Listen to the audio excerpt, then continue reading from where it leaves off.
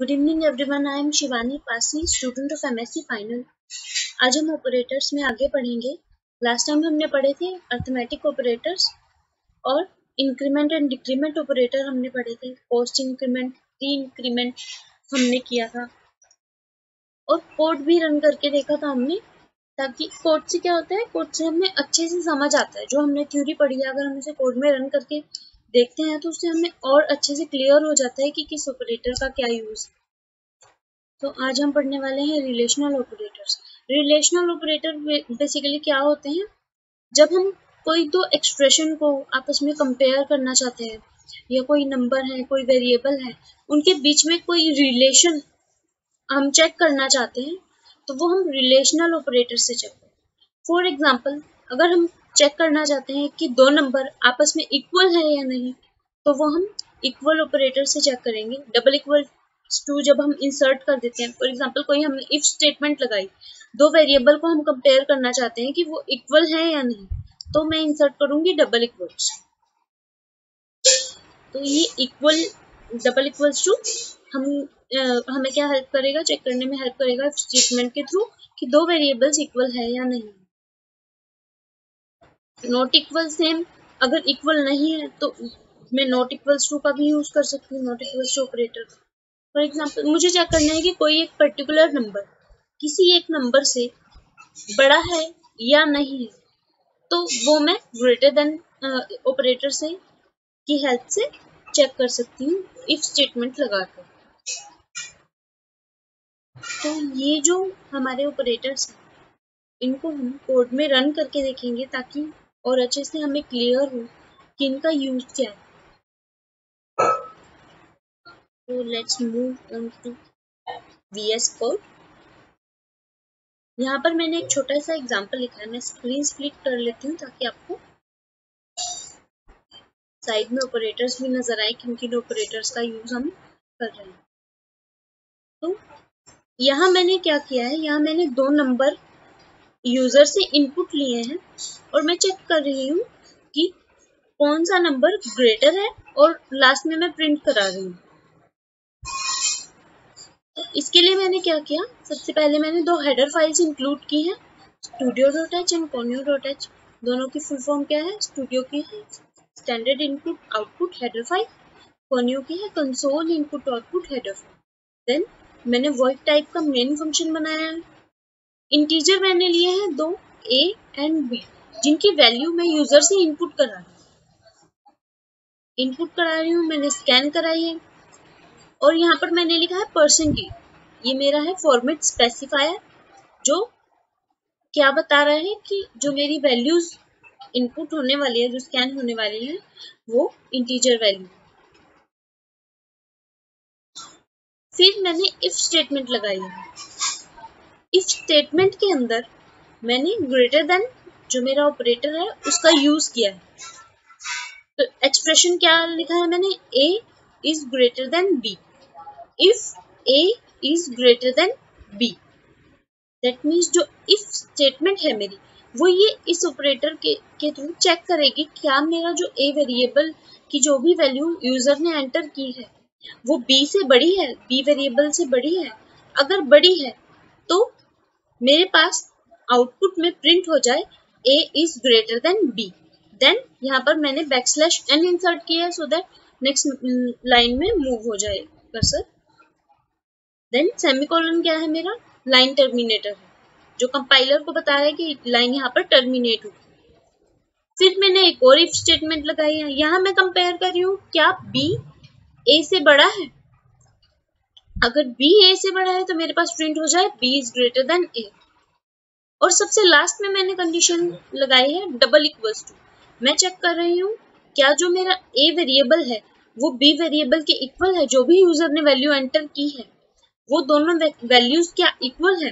तो ये मैं किससे चेक कर रही हूँ, इक्वल टू ऑपरेटर से चेक कर रही हूँ। डबल इक्वल्स टू जब मैं इंसर्ट कर देती हूँ तो जो मेरी इफ स्टेटमेंट है वो चेक करेगी कि क्या दोनों वेरिएबल्स इक्वल हैं।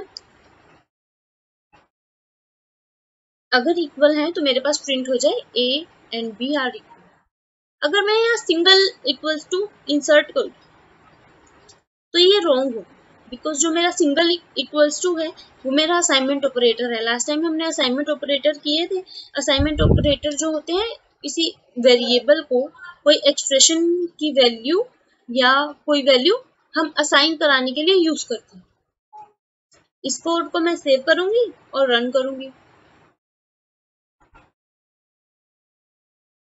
सबसे पहले हम करेंगे कंपाइल, जीसीसी स्पेस देन मेरा फाइल नेम,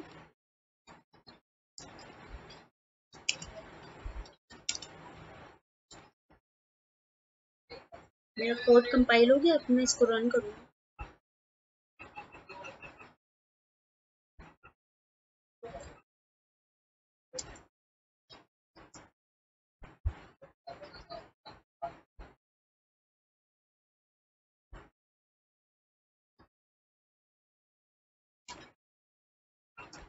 मेरे पास लिखा है enter the value of A and B. पहले मैं अलग अलग वैल्यूज एंटर करती हूँ। मैंने एंटर किया 12 देन 13 और आउटपुट मेरे पास आ गई बी इज ग्रेटर देन ए। अब मैं एंटर करती हूँ इक्वल वैल्यूज में एंटर करूंगी 12 एंड 12 और आउटपुट मुझे मिल गई A and B are equal. तो रिलेशनल ऑपरेटर्स का मैंने यूज किया ताकि मुझे ए और बी के बीच में क्या रिलेशन है वो पता चल सके। अब मैं यहाँ पर चेक कर सकती हूँ क्या ए और बी इक्वल नहीं है। एक और मैं इंसर्ट कर सकती हूँ। एक और ऑपरेटर हमारे पास रिलेशनल ऑपरेटर होता है नॉट इक्वल टू। इसका भी हम यूज करके देखेंगे। यहाँ पर मैं लगा देती हूँ ताकि इक्वल्स टू की लाइन को मैं हटा कर नॉट इक्वल टू मैंने इंसर्ट कर दिया। नॉट इक्वल टू क्या करेगा, अगर मेरा ए वेरिएबल बी वेरिएबल के इक्वल्स नहीं है तो नेक्स्ट लाइन प्रिंट हो जाएगी। नेक्स्ट लाइन में चेंज कर देती हूँ A and B are not equal. इसको मैंने सेव किया। अब मैं कोड को रन करूंगी। सबसे पहले कंपाइल,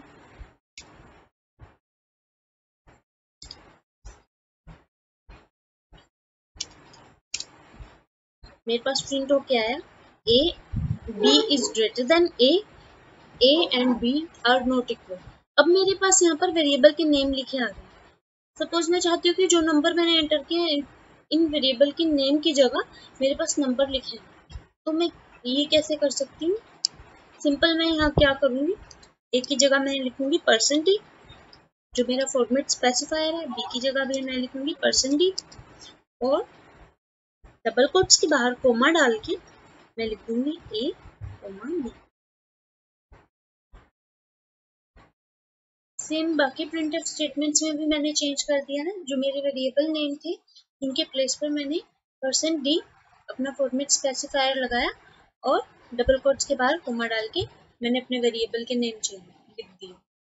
अब जो मैंने वेरिएबल नेम लिखे हैं बाहर कोमा के बाद वो मैंने उसी सीक्वेंस में लिखे हैं जिस सीक्वेंस में मुझे यहाँ %d के प्लेस पर आउटपुट में चाहिए, उनकी वैल्यू चाहिए। फॉर एग्जाम्पल यहाँ पर b की वैल्यू प्रिंट होनी चाहिए %d के प्लेस पर, तो मैंने पहले b लिखा है।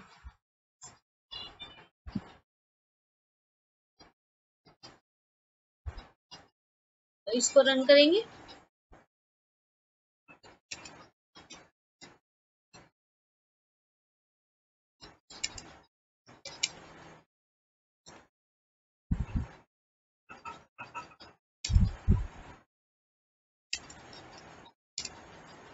अब जो मेरे वेरिएबल पहले प्रिंट हो रहे थे, वेरिएबल के नेम, उनके प्लेस पर जो नंबर मैंने एंटर किए वो मेरे प्रिंट हुए। तो ये थे relational operators. Next logical operators. जब दो एक्सप्रेशन को हम कंबाइन करके इवेल्युएट करना चाहते हैं तो उसके लिए हम यूज करते हैं लॉजिकल ऑपरेटर। एंड ऑपरेटर आपने पढ़ा होगा, एंड गेट। तो ये क्या करता है, जब हमारे पास दोनों इनपुट ट्रू हो तभी हमें आउटपुट में वैल्यू ट्रू मिलती है। और ऑपरेटर क्या करता है, जब दोनों में से कोई भी इनपुट ट्रू हो तो हमें वैल्यू ट्रू मिलेगी, अगर दोनों ही इनपुट ट्रू है तो भी वैल्यू ट्रू मिलेगी, और अगर दोनों ही इनपुट फॉल्स है तब हमें फॉल्स वैल्यू मिलेगी। नॉट ऑपरेटर, लॉजिकल नॉट क्या करेगा, जो हमारी इनपुट है अगर फॉल्स है तो वो उसे आउटपुट में हमें ट्रू देगा, और अगर इनपुट ट्रू है तो हमें आउटपुट में मिलेगा फॉल्स। तो एक इसका भी कोड करके देखेंगे, इसी में चेंजेस करेंगे। सपोज मैं 3 वेरिएबल को कंपेयर करूँ, यहाँ पर मैं एक और वेरिएबल ले लूंगी C, enter the value of A B,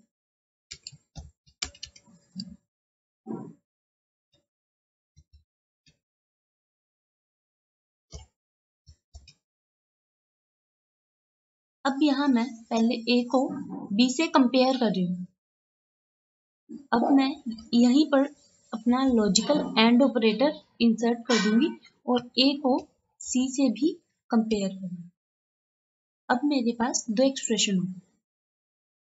first मेरा है ए इज ग्रेटर देन बी, पहले ये इवेल्युएट होगा और साथ में ये भी इवेल्युएट होगा ए is greater than C.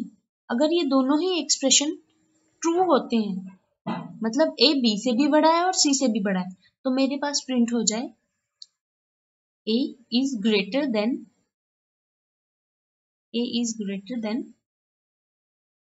B and C के लिए मैं एक और परसेंटेज लिख देती हूँ और यहाँ पर बाहर मैंने सी डाल दी। सेम बी को मैं कंपेयर कर लूँ,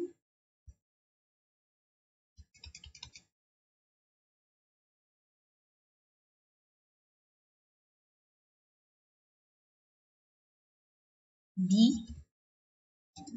is greater than A and B is greater then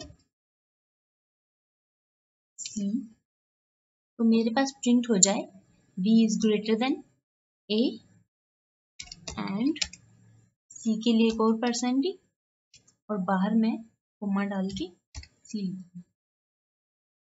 ई के लिए भी हो गया। अब अगर दोनों में से कोई भी स्टेटमेंट ट्रू नहीं होती, मतलब ना तो ए ग्रेटर है ना बी ग्रेटर है, इसका मतलब ग्रेटर कौन सा हुआ, सी, तो यहाँ पर मैं इसे लिखने के बजाय एल्स लगा दूंगी।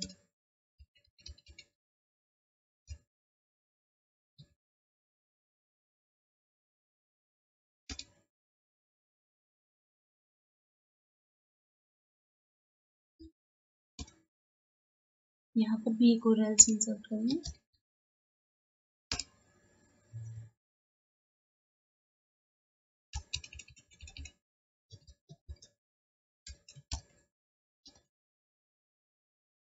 D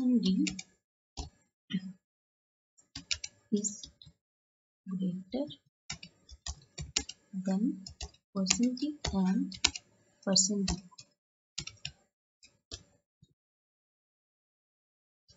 और कोमा डाल के C, B, A। इसको मैंने सेव किया एंड देन रन।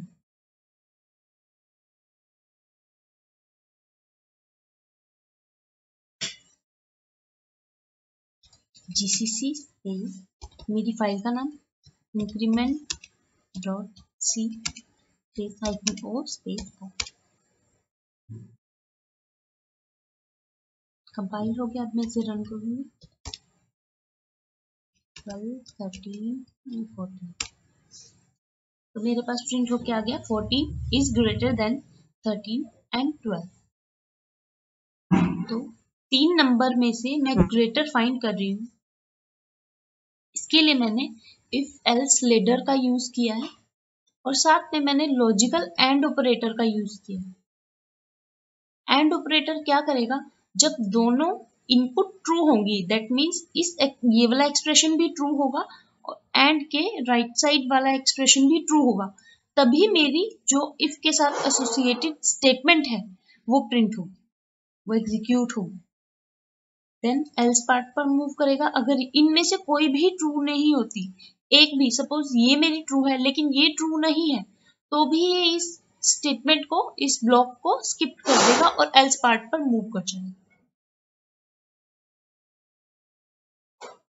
तो ये था लॉजिकल एंड ऑपरेटर। लॉजिकल और ऑपरेटर क्या करता है, अगर दोनों में से मेरी कोई भी एक्सप्रेशन ट्रू है तो मेरी आउटपुट ट्रू होगी, दैट मीन्स जो मेरी इफ के साथ एसोसिएटेड स्टेटमेंट है वो एग्जीक्यूट हो जाएगी।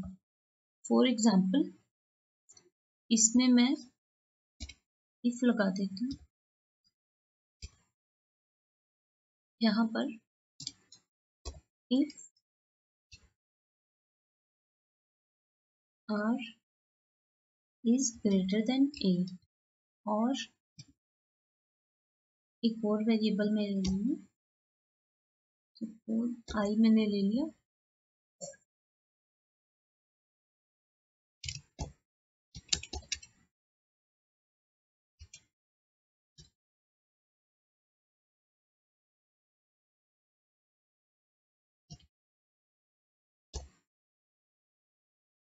और मैं ए इज ग्रेटर देन,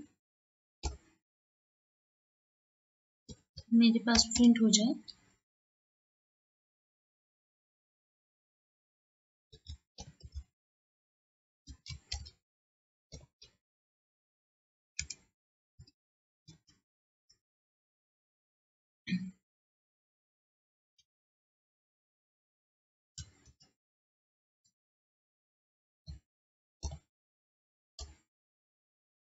आई की वैल्यू मेरे पास प्रिंट हो जाए।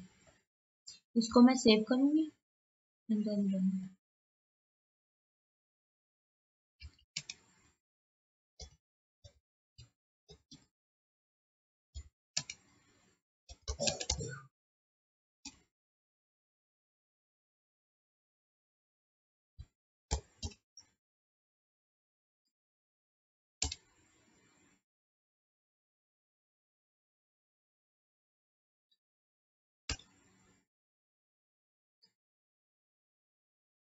एरिया ऑफ सर्कल मेरा प्रिंट हो गया, उससे पहले मेरे पास आई की वैल्यू प्रिंट हुई है।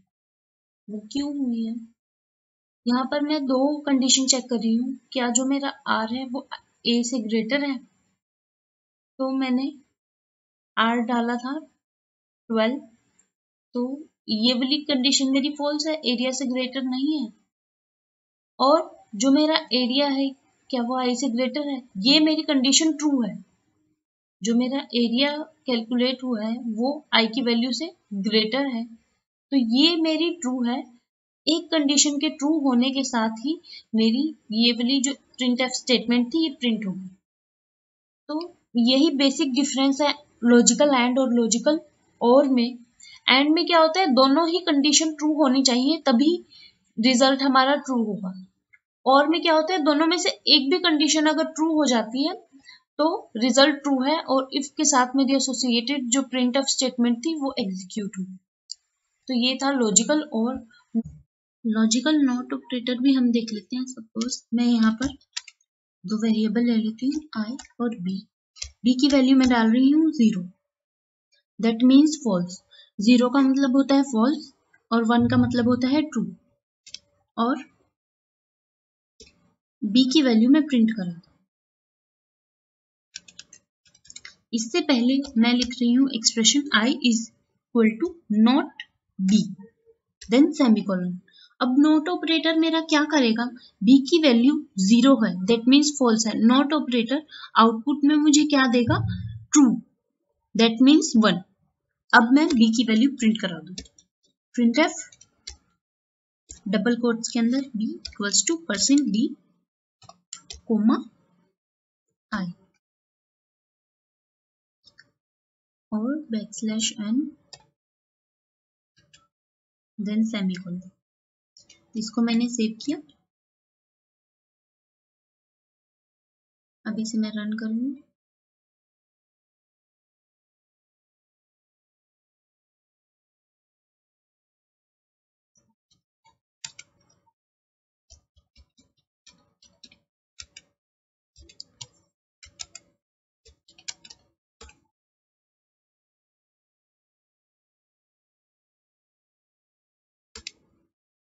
बी की वैल्यू मुझे आउटपुट में मिली है 1। तो नॉट ऑपरेटर ने क्या किया, बी की वैल्यू जो फॉल्स थी, 0 थी, उसको कन्वर्ट करके ट्रू कर दिया, 1 कर दिया। तो ये एंड नॉट ऑपरेटर का काम है, लॉजिकल नॉट का। तो ये थे हमारे लॉजिकल ऑपरेटर्स। रिलेशनल ऑपरेटर्स भी हमने करके देखे, रन करके देखे। लास्ट हम पढ़ेंगे बिटवाइज ऑपरेटर, नेक्स्ट वीडियो में देखेंगे बिटवाइज ऑपरेटर। जब हम एक्चुअल बिट्स पर काम करते हैं तो हमारे ये बिटवाइज ऑपरेटर काम आते हैं। Make sure to subscribe the channel. Thank you.